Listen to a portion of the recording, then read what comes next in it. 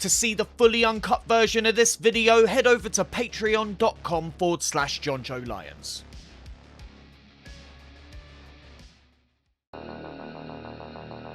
What's that like to live deliciously?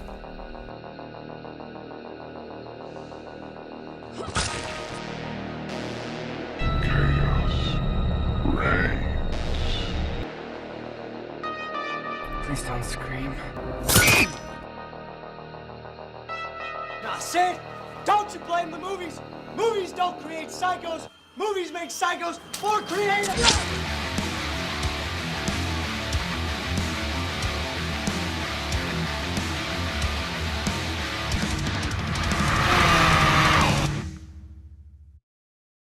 What's going on? My name is Jonjo Lyons, and today I'm here to present to you my review for Schizophreniac. Written and directed by Ron Atkins, Schizophreniac stars all of these lot. Harry is an aggravated writer, killer and drug addict scumbag who will stop at nothing to destroy those who stand between him and insanity. Driven by the demonic voices of his ventriloquist dummy Rubberneck, Harry begins his killing spree. Hi everyone, I hope you're well.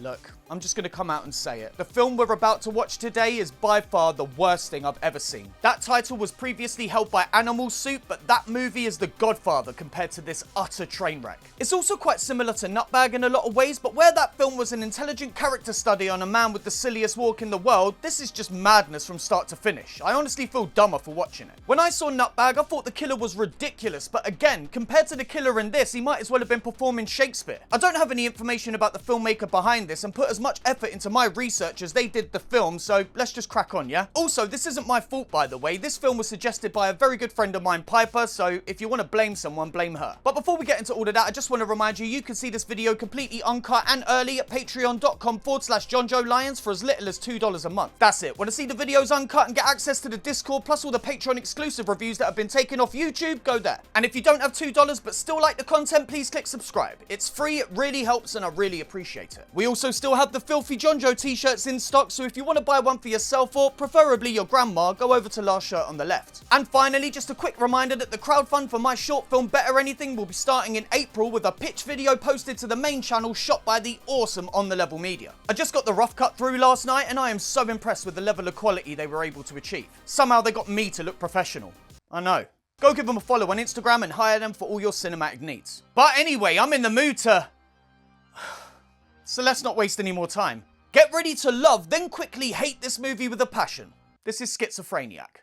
The movie begins in someone's POV as they breathe heavily and walk toward this house. Inside, the phone rings and this woman answers it, but when she says hello, doesn't get a response. The POV continues to creep as the woman gets in the shower and soaps herself up something fierce. And I'm not quite sure what the director of photography was going for there, but we get some pretty extreme close-ups.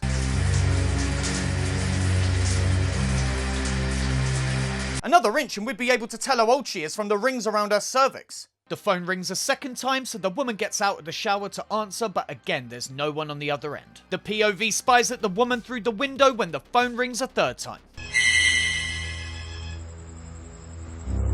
Yeah, look, whoever... Oh no, you know what? I thought you were somebody else. This guy's been calling me. The woman convinces the caller to come over later while massaging herself when the POV enters the house and then the woman's room. I told you not first. You know, if you need anything else, you're supposed to call. Okay? It's not my fault you couldn't get your card.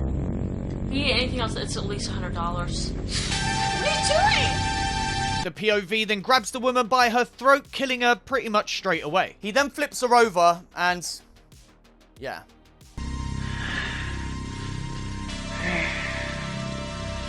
He then gets up and we abruptly cut to the opening credits where we're introduced to this fella writing his screenplay while doing bag. Oh, man, I'm crazy! Hey, show don't tell. Ever heard of it? 6:59 p.m. Ugh. The man then leaves his apartment as a voiceover introduces him to us. Meet Harry Russo, age 28, occupation, low-budget filmmaker.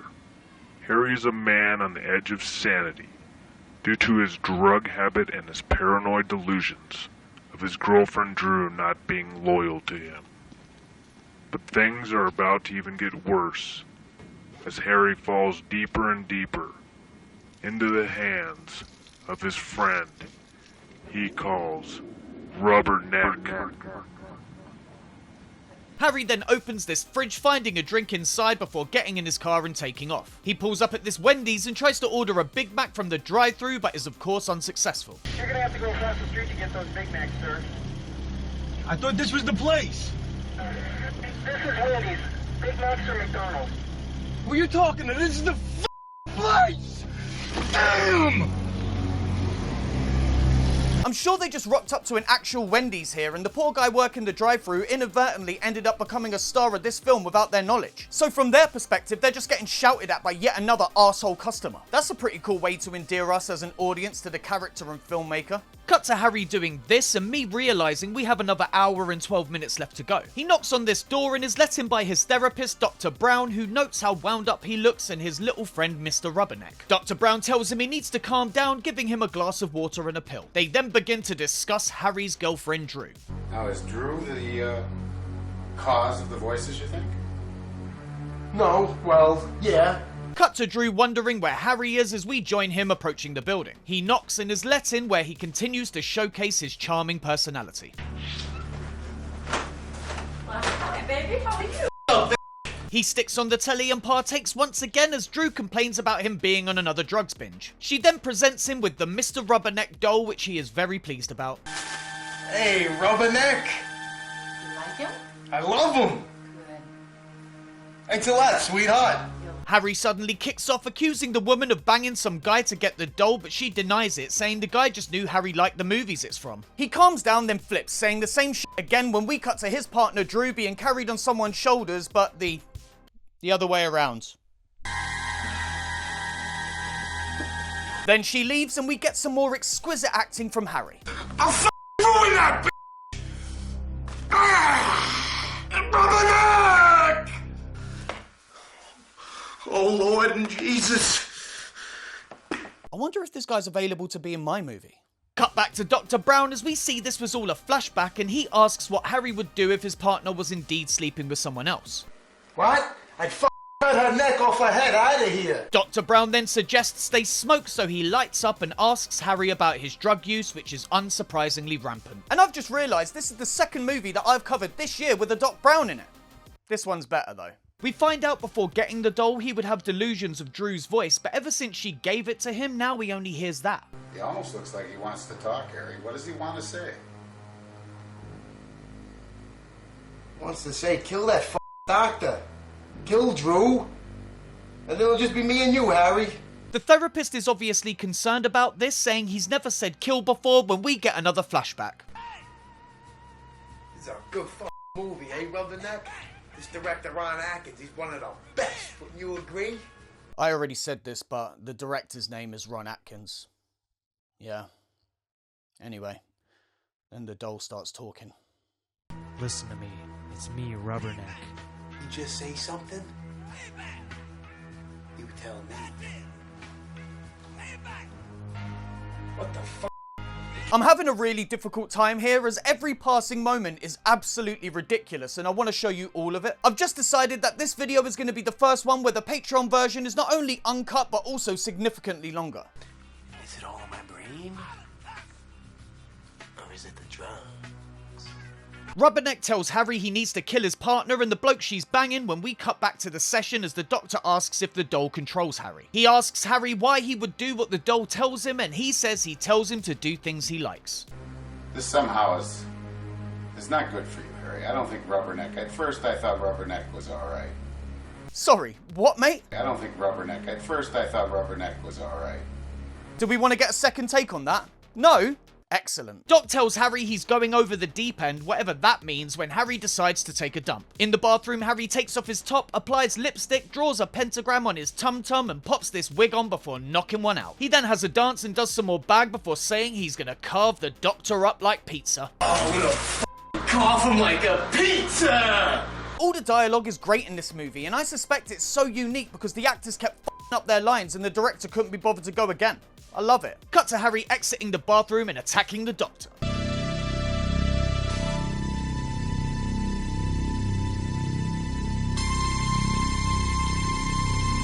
Don't worry too much though, as the knife is clearly plastic. You can see the blade bend as it enters the doctor's tum-tum. And even better, when we cut to the wide shot, the giant stomach wound has completely vanished.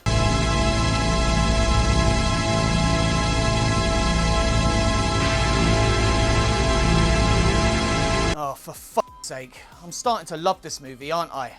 Ugh, this always happens. Cut to Harry walking and looking like this. He passes this fella playing bass who he picks up drugs from. Oh man, what kind of shit you got for me today, bro? Only the best for you, man. Only the best. It's all good, bro. Harry runs home in a shot they for some reason repeat, and then we cut to him preparing his goodies. After which he takes the stuff and we get this lovely little montage.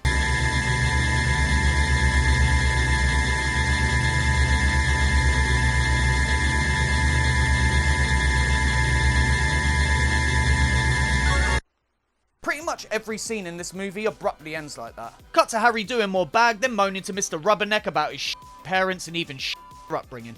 That girl my mother always wanted turned out to be me.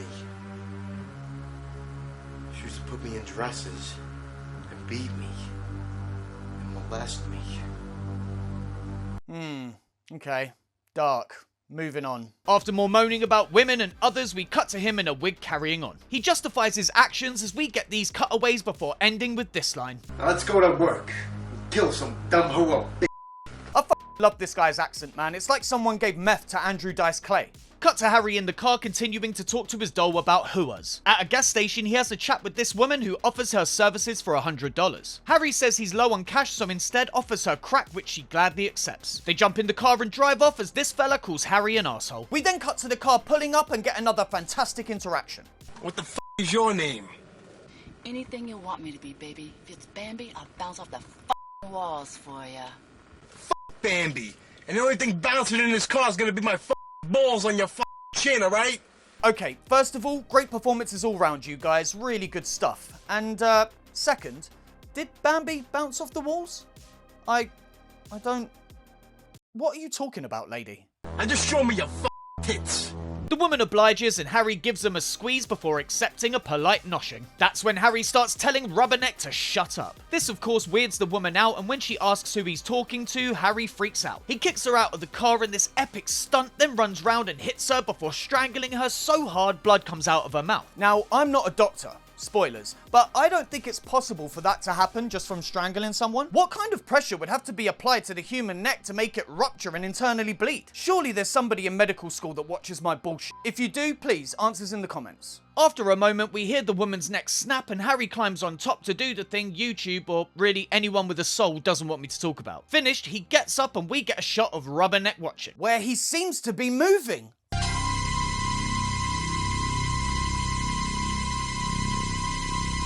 Oh, please tell me this is actually a Chucky situation. Harry then says he's gonna get that crack for the woman, reaches into the car and pulls out a baseball bat. Between shots, his t-shirt magically disappears, which is fun. And when he breaks the woman's head open, it is clearly made of styrofoam.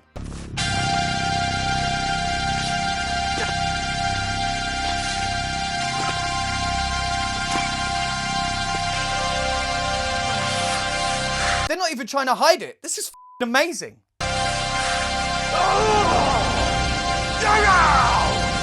Cut to Harry dancing naked in a parking lot, and good lord, look at the hog on this bloke. He wants to be careful that thing doesn't swing up and knock him out. This is why he's been acting the way he has. When the blood rushes to his penis, his brain completely empties out. Calling it a third leg isn't enough. That's a second torso. His dick enters a room, and when you ask it where Harry is, it says he'll be along in 5 minutes. His dick's so big it had a fight with Ice Cube and Jennifer Lopez in the jungle. It ate Owen Wilson. Cut to Harry driving and shouting, and then to the next day as this woman goes for a walk. This fella struggles to start his car when Harry runs up to the woman and offers to help her with her bags. I thought I'd help you with your groceries. Oh, thank you, Harry. You're welcome. I wanna you, Miss Parker. They begin to walk as the drunk dude starts his car and nearly runs them over. Get out of the damn road! You're gonna get killed!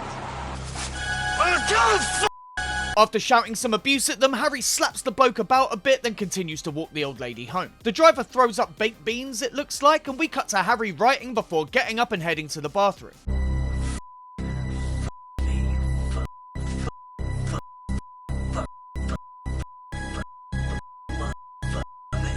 Sick writing. Cut to a montage of Harry dancing, working out in the gym, then hitting his head against Drew's front door. They have another argument with Drew saying he's not a real man and storming off to her bedroom. Harry does even more bag than praise to Velvet Jesus about the negative voices he's been hearing.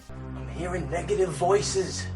I need to hear a positive one. Velvet Jesus, please.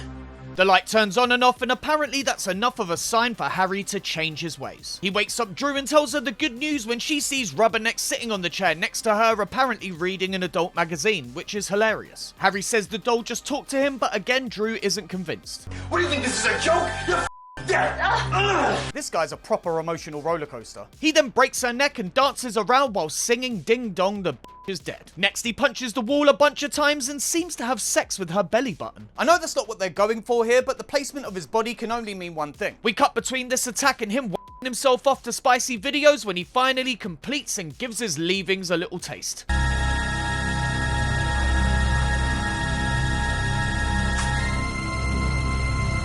When I was writing the script for this moment of the film genuinely made me gag. No judgment to the cum eaters out there. Please, by all means, eat as much cum as you like. Just not for me.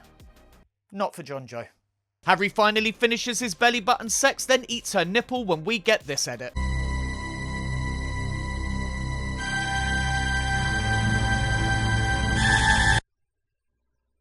What the hell are we doing here? Cut to the drunk driver chatting with his mate who has himself a Sony boombox. The drunk goes off to piss when Harry comes down the street acting like a total as per usual. Matey offers to sell him the boombox, and after some consideration he decides to take a look. Liking what he sees, Harry runs off to get the cash out of the car. At least that's what he says. What? Jesus Christ, man! It's on the radio, man! The drunk is still taking the longest piss in the history of the world when Harry chases his mate off and creeps up to the dumpster. The drunk recognizes him and makes some jokes before getting himself strangled. Things then get weirdly erotic. You wanna play with Willie, don't you? You wanna play with Willie? Come on, big guy. Yeah, I bet you like my balls rubbing against your chin, you queer bitch. Oh, just kiss and get it over with, you two. Unfortunately, they don't kiss, with Harry instead cutting the guy's dick off and shooting him to death.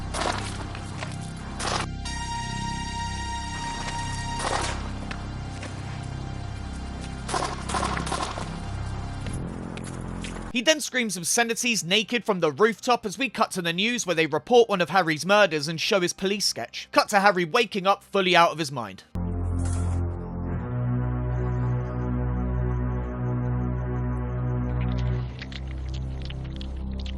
Good morning, Harry.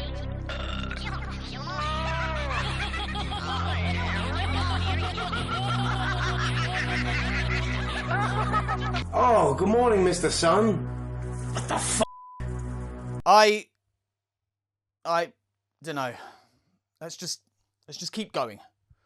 We then see Harry in the bathroom wearing women's underwear and pissing himself when the toilet is right there. He shoots his gun as we cut to Harry screaming at kids out of his window. He then hurts his thumb and whinges about that for a bit before cutting it off. My thumb!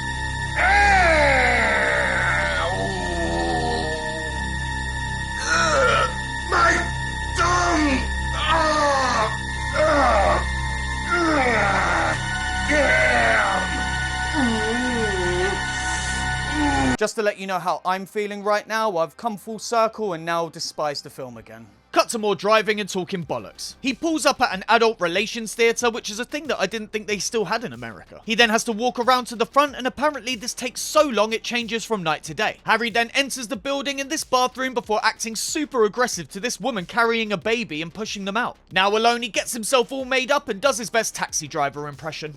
You talking to me? You talking to me? Huh? What the f*** are you looking at? Finally, he pops on the wig and leaves as we cut to these three watching the show. Harry enters and takes his seat while throwing abuse at anybody who looks his way. He tries to light up a cigarette but is told off by this brave individual, so puts it out and shoots drugs instead? What the f***? The patron then tells him to keep quiet, so Harry pistol whips him and opens up this fella's neck. In an effect that...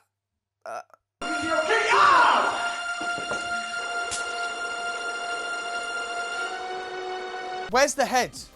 Am I seeing this right? Earlier on, you were completely fine getting so close to the woman you could see what she had for breakfast, but in this shot, you can't punch in just a little bit to hide the edges. Oh, and we get this line. You're dead, you hooah! Never gets old. Anyway, he shoots the woman and she dies, then he has another dance before running away. Back on the news, they actually name Harry, which he isn't very pleased about. That old lady from earlier turns up and talks about the altercation she witnessed the other day. Well, thank you, Miss Parker. Well, Jim, you heard it here. Jim Jinko reporting live. Would you like a drink? No, thank you, ma'am. Cut to Harry in the shower, losing his mind as the puppet tells him to kill them all. And that's when we get the twist.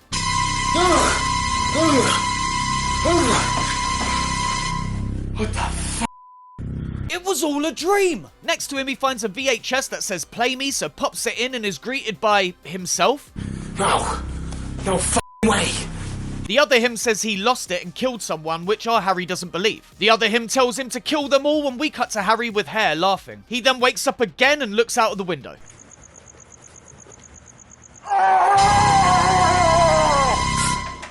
What the f***? The movie has completely lost its mind at this point. In response to this, Harry strangles Rubberneck and bags him up before dumping him in the trash. Back at home, Harry has a shave as we see images of this child. He puts on the wig and talks about leaving town when he wakes up again.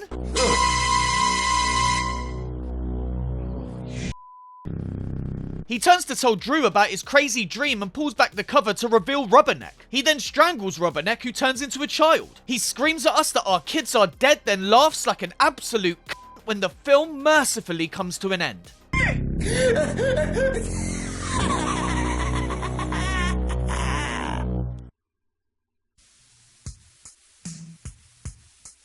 The end! Well,